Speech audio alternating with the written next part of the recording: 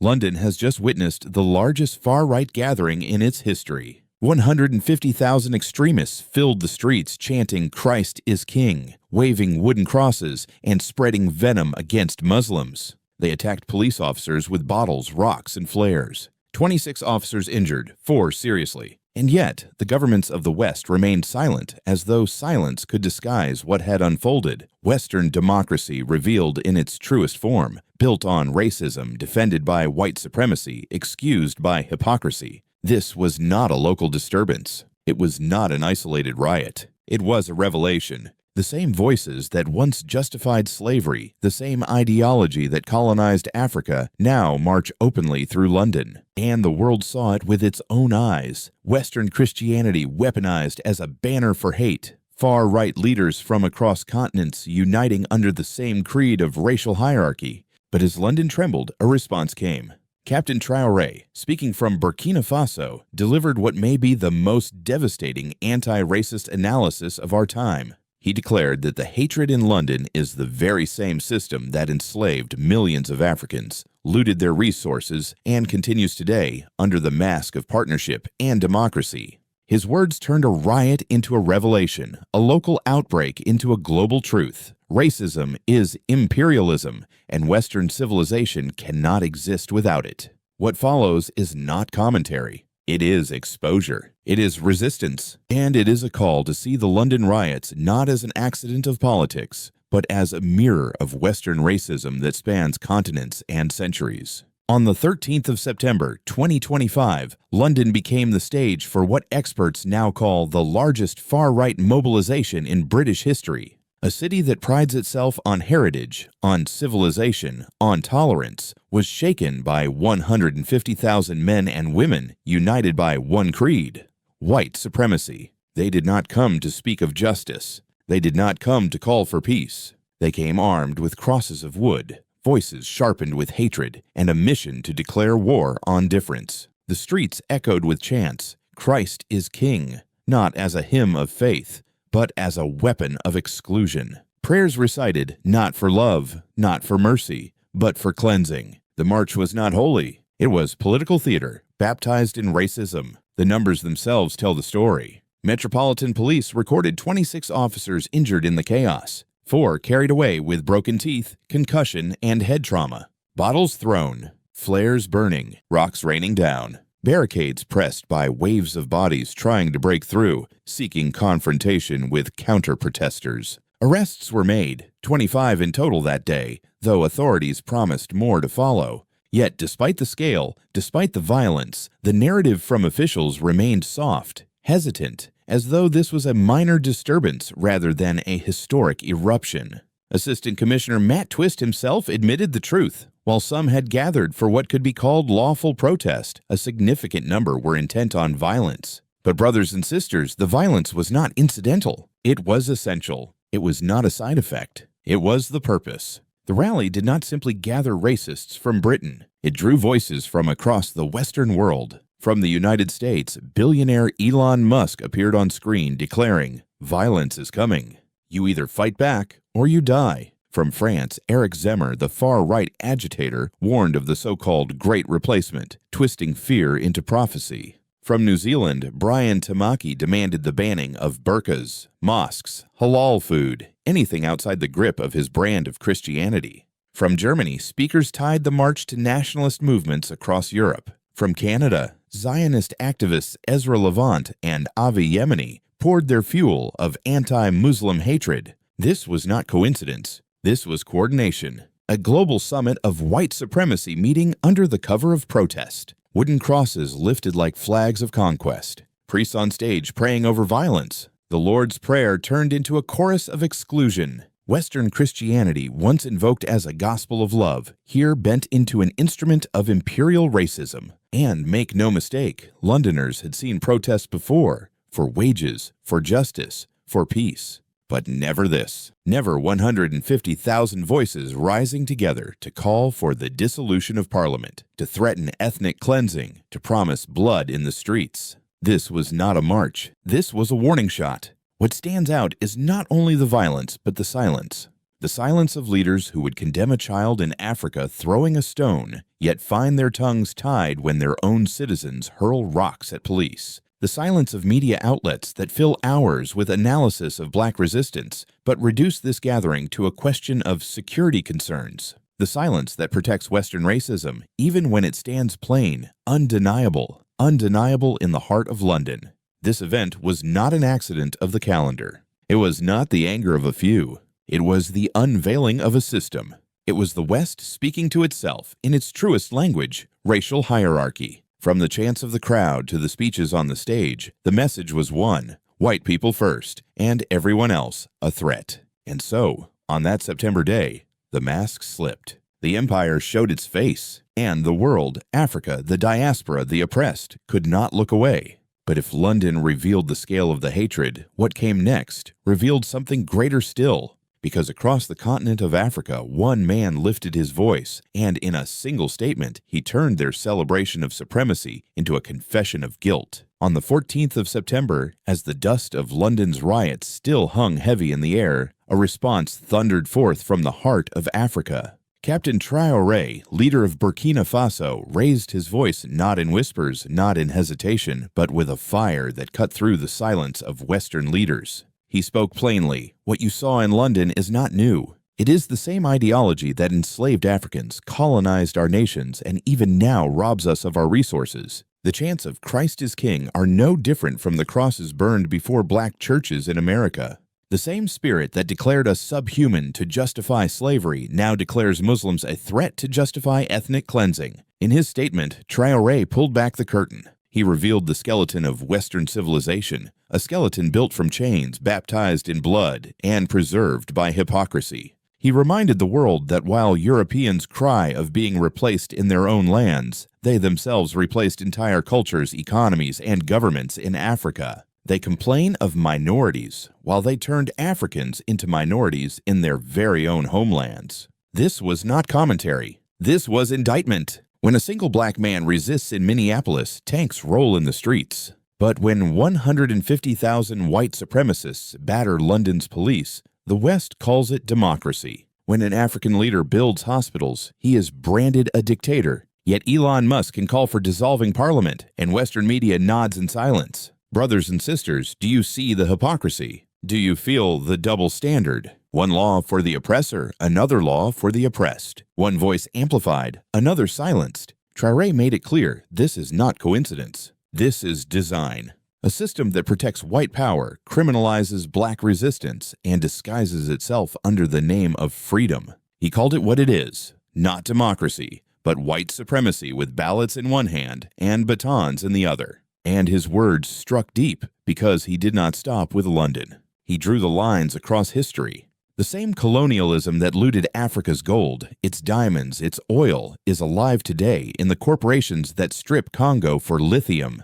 The same West that speaks of human rights while bombing Libya now stands silent while mobs in London scream for religious genocide. The same empire that replaced African businesses with European companies now speaks of great replacement as if it were not guilty of the very crime it fears. This was the moment of revelation. The world could see that London's riot was not an isolated storm. It was part of a network. Elon Musk in America, Eric Zemmour in France, Tamaki in New Zealand, Levant in Canada, all linked by the same message: white people superior, the rest disposable. And then came the knife that cut through the hypocrisy. TRAORÉ declared, "Every African leader who dares challenge exploitation is called a tyrant." Yet 150,000 racists attacking police in London are called citizens exercising free speech. What clearer proof do you need that Western democracy serves white supremacy? Those words did not merely describe, they exposed.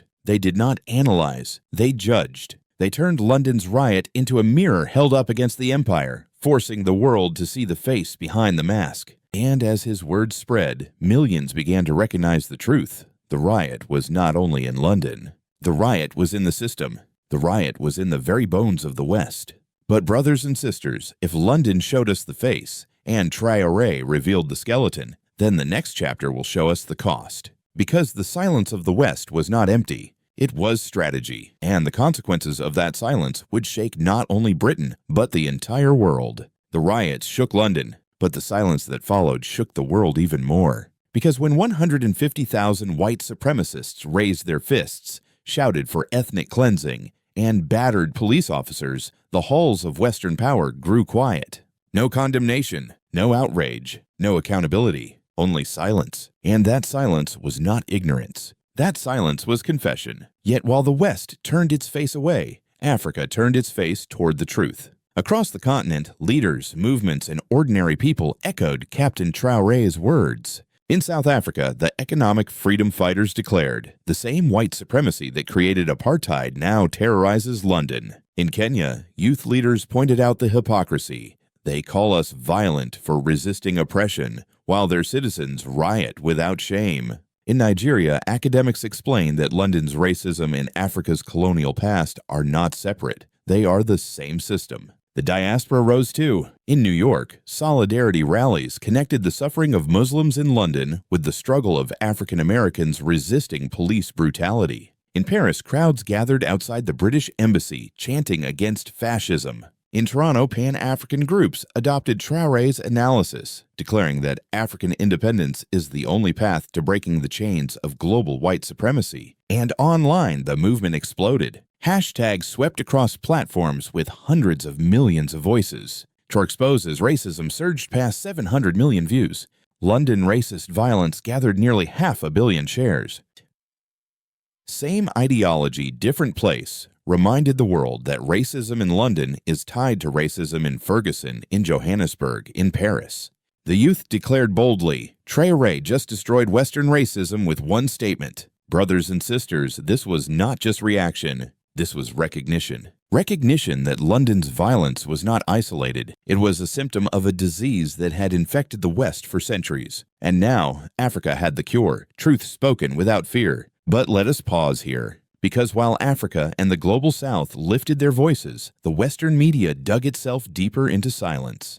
The British Broadcasting Corporation said nothing of TRAORÉ's words. CNN spoke of security concerns but not of white supremacy. Reuters and the Associated Press avoided any mention of African analysis, as if ignoring the truth could erase it. This was not neutrality. This was deliberate. For how can Western journalism report the truth when reporting the truth would expose their own complicity? How can they give a platform to TRAORÉ's indictment when his indictment calls out their very foundations? And so the people asked, if media will not speak, who will? If leaders will not act, who must? The answer rose clear. Africa must. The oppressed must. Those who know the pain of the lash and the chain must speak because the empire never will. The consequence of London's riot, then, was not only blood on the pavement. It was revelation in the spirit. It revealed the fault line between the West and the rest of the world. On one side, silence, denial, and hypocrisy. On the other, solidarity, analysis, and truth. But the story does not end with outrage, for what came next was hope. Hope that the hypocrisy of the West, once exposed, could no longer hold its disguise. Hope that the words of TRAORÉ, spoken from Burkina Faso, could ignite a fire in hearts across continents. Hope that Africa, once chained, now stood as the moral leader of a world longing for justice. And so, we arrive at the question for you, for me, for all of us. Do you believe silence is innocence? Or is silence the loudest confession of guilt? Because, brothers and sisters, London's riot was not just a wound. It was a mirror. And when you look into that mirror, you must decide, will you turn away like the West, or will you stand in the truth with Africa? What happened in London was shocking.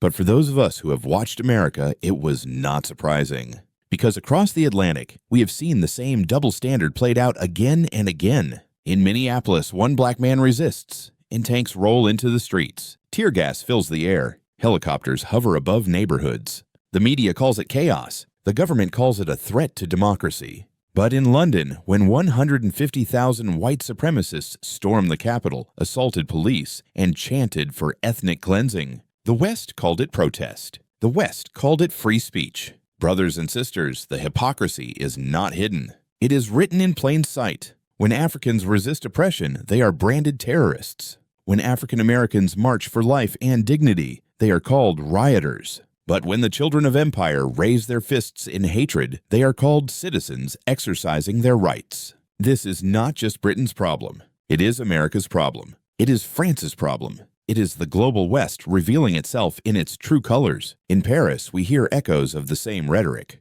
Replacement theory, the fear that migrants will outnumber Europeans. In Germany, far-right politicians cry of losing identity, while their corporations strip identity from African economies. In New Zealand and Canada, Christian nationalists call for banning mosques while profiting from land stolen from indigenous peoples. But here's the turning point. While Western governments excused the violence, the world responded differently. In Paris, protesters gathered outside the British embassy to denounce fascism. In New York, African-American leaders drew the line between London's mob and America's own legacy of lynching.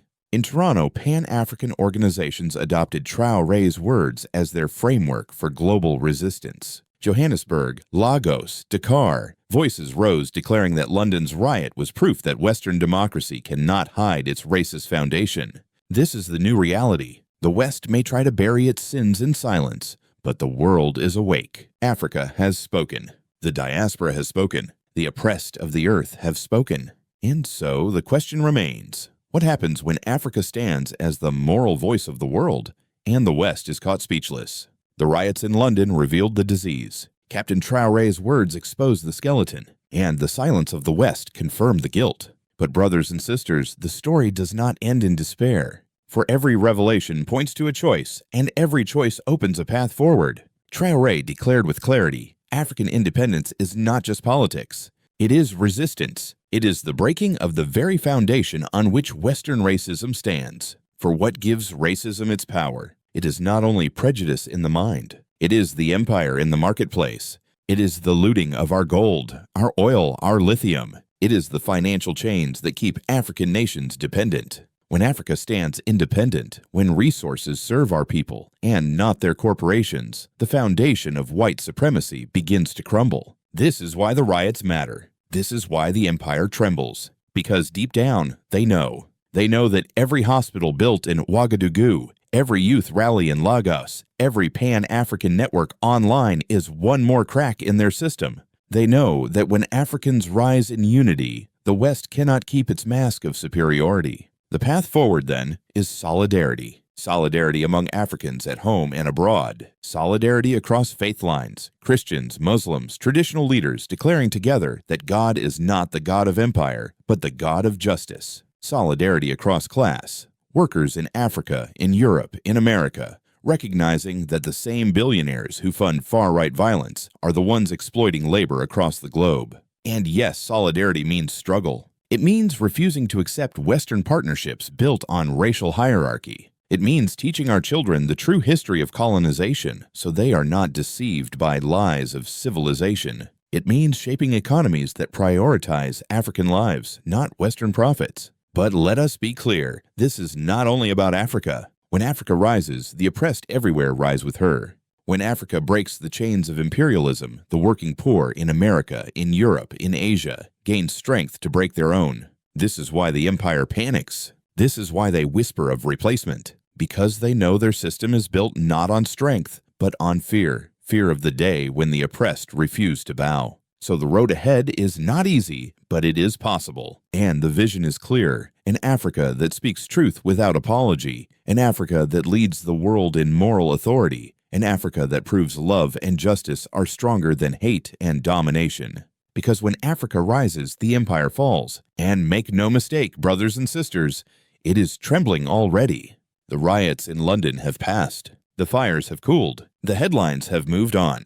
But the truth remains. 150,000 voices did not only attack a city, they unveiled an empire. And Captain TRAORÉ gave the world the words to name what we had seen. He told us plainly, racism is not an accident of a few angry men. Racism is the system. Racism is imperialism. And until Africa breaks free, until Africa stands tall in sovereignty, Western racism will continue to breathe through every riot, every policy, every silence. Yet here lies the hope. For if the disease is global, so too is the cure. Across Africa, youth are rising. Across the diaspora, communities are rallying. Across the world, the oppressed are recognizing that their struggles are one and the same. When Africans claim independence, it is not only Africa that gains. It is humanity. Because every chain broken in Ouagadougou weakens the chains in Minneapolis. Every truth spoken in Dakar echoes in London. Every act of liberation on African soil is a victory against global white supremacy. Brothers and sisters, the question now is not whether we understand the truth. The question is whether we will act on it. Will we stand silent as the West has taught us? Or will we lift our voices with TRAORÉ, declaring that Africa's freedom is the world's freedom? So I ask you, do you believe African independence is the end of racism's empire? Then write it in the comments. Do you believe silence is no longer an option? Then share this message with every hand, every ear, every heart that still believes in justice.